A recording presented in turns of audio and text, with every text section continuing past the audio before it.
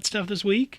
Definitely a change in the air with me. I'm just trying to manage survival in this new world. In this new world?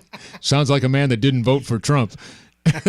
Yep, that would be right. All right. Well, we got a little everything, I guess, in this in this studio tonight. Look at you! Oh my goodness gracious! So, what'd you think then? Were you surprised at what happened? When did you say, "Oh my gosh, this could happen"? Donald Trump could be the next president. I think early in the night I was in denial about it, but the little thing that kind of talks in my head said, "Hey, it's happening," and it's Stephen A. Smith, and I hate to say Stephen A. Smith because I'm not a big fan of his most of the time, but he said something earlier. He said, folks in rural America got their own problems and they don't have time to worry about yours. And he said that to some folks, and a lot of African-American and liberal radio and media got mad at him for saying it, but, he was telling the truth. Obviously, by the outcomes of the election, I think that people in that part of America had some concerns about the direction of their country. I think in their own pocketbooks and their ability to get jobs, as well as other things. So I just think that that's what they looked at, and they decided to go in the booth and vote for Trump. Biggest concern you have as a Hillary Clinton voter? And I'll tell you, I voted for her because she was there, but I would have liked better choices. I think that my whole concern is, and the only reason why when it comes to Trump, that I just can't do him and won't be able to do him is because the decency thing, the way he had talked about everybody, veterans and everybody else, I just can't do him or support him. However, because he is the president, I don't want him to fail, and if it's going to hurt everybody else, if it's going to hurt people. But in the back of my mind, I wonder, by the way he's carried himself up to now, did he hurt his own opportunity to really build bridges with people? But I think that we'll see what happens early in his administration. I look at it and it's like you tell your kids one thing and he's behaved in another, and he's the president now. And that's just the thing that concerns me more than anything else. And honestly, I don't think he had to go there. I think he would have a great opportunity of winning. And if he won this, I think he still would have won just by doing it the other way. Personally, I think he would have won the popular vote had he been what you referred to. Yes. As well as the electoral vote. Yes. Trey, how about you? You're on the flip side. When did you say, oh, my gosh? I think it was about 1 a.m. I actually watched this thing. I was riveted. So you really didn't think till 1 a.m. that Trump was going to be the president? Oh, we were still waiting on Michigan. We were still waiting on Pennsylvania. We were still waiting on Florida. And so I stayed up and watched until he was, the presumptive winner. Well, I was watching Fox News, and at basically 8:30, they said. I was watching. I was watching a different channel. Maybe that Fox News was a little overly ambitious. Well, they put it together and said this, and this. This will happen, and gosh, it did. So, but were you surprised? I was a little surprised. I actually expected Clinton to win. I was listening to the pollsters. I was looking at the odds makers in Vegas, and I actually expected her to win. I also predicted that the Golden State Warriors would win the NBA Finals. I've been off this year. All right. I predicted Cleveland, a big year for Cleveland, and it didn't happen. How about the Cubs? Were you pulling for the Cubs? I was really pulling for the Cubs. All right. Well, he got 1 of 4 then, huh?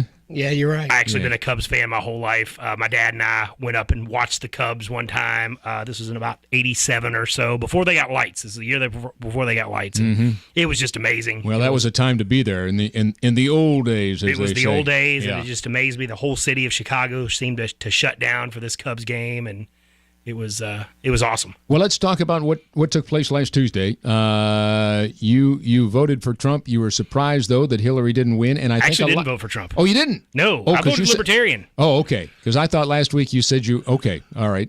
I did not vote for Trump out of a protest. Okay. I actually voted for Gary Johnson, the Libertarian candidate, because I didn't like Trump. Normally, I tend to vote Republican. I voted Republican all the way down ballot, but I did not vote for Donald Trump. When you made that vote, did you look upon that as a wasted vote, as some people would have said? No, because I was actually pulling for a third-party candidate. No, because I would like to see some kind of a third-party uprising in one capacity or another. I think sometimes we don't have enough choices in the United States. This is our rebel here in the studio, huh? I know it. Rebel without a cause, right? I had a cause. Rebel without a party is what you I'm mean. just messing with you, Trey. A rebel without a party. I'm just messing with you. No, I've always had a libertarian bent. I've always supported like the Republican Liberty Caucus because I am, as we know from past shows, I'm pro legalization of marijuana. I've been pro gay marriage, and so I don't really fit into the Republican mold, but nor do I fit into the Democrat mold. So where do we go from here? I asked Calvin. That you've seen the vote. You know that the president-elect is going to be Donald Trump. So where do we go from here? What do you see? I'm cautiously optimistic. I think that he has some good things going for him. I think that there are some things that need to be addressed. I think that there are some issues that frankly, neither party had the wherewithal to attack, and I think he's going after them. I mean, I'm cautiously optimistic.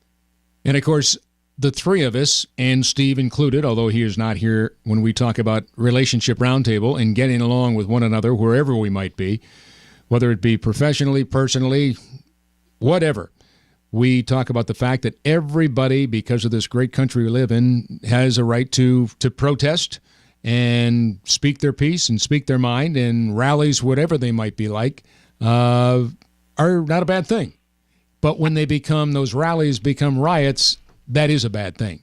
So even though you might have the right, doesn't mean, even though it is right, maybe best put, it doesn't mean you have the right to kind of go above and beyond, which has certainly happened in just about every major city in America in the last 5 days, which to me, I stand back and I go, oh, come on. This is the United States. Get it together, folks. Your thoughts? I'm not for the lawlessness. I just think that. Well, that's what I'm talking about. Yeah. But I think ultimately what you have to do, and I always tell people this, and some people will go left or right about it. I'm kind of more left, but I say this to folks: if you're going to riot and protest, what did you do the last 3 years, 4 years, 5 years, 6 years, 7 years, 8 years to make your community better? There's work to be done. Go out and help somebody. Go out and do something. If you're going to make this world better, go out and get the work done. The fact that we have selected Donald Trump, and I'll go back to this, and nothing against him, it's just that on the decency level, values level, we're in a country right now that they made that decision. If you want to change, and if you think that that's your bend on the way you think, then you need to get out on your own, show your kids the right way, don't allow them to get in trouble, and go help your community do better things so this country can get better. That's what I think you should be doing, and I think that's kind of the way I think about it. You got to get out and do something more than just protest, more than just riot. Go out and do some work in community and help your community. Trey? I agree. I think that I always agree with peaceful protest. I'm always opposed to violence. I think that people have a right to go to the streets, to the media, to whatever, and express their discontent with Donald Trump presidency. But I agree with Calvin. I think something creative needs to come of it. What really ticked me off this week is Colin Kaepernick, with all this protest and stuff, didn't vote. And I was pulling for him because I thought, well, okay, I may not agree with what he's doing, but at least he's raising a consciousness of it. But then to find out he doesn't vote, I just lost all kinds of respect for him. Well, see, this is the thing about that. I mean, as a millennial, he's a millennial. He fits in that millennial box.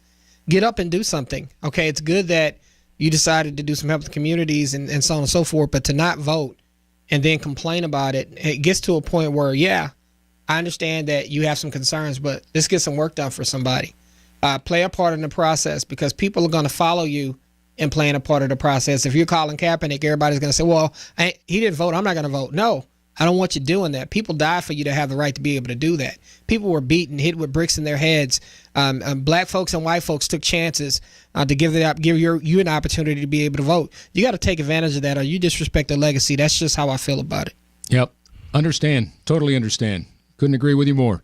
Trey Harris, Calvin Johnson, Steve Bruneman has the night off. He'll be back next week. I'm Scott Murray, and we're back with more of Relationship Roundtable at 6:15 here on 570 KLIF.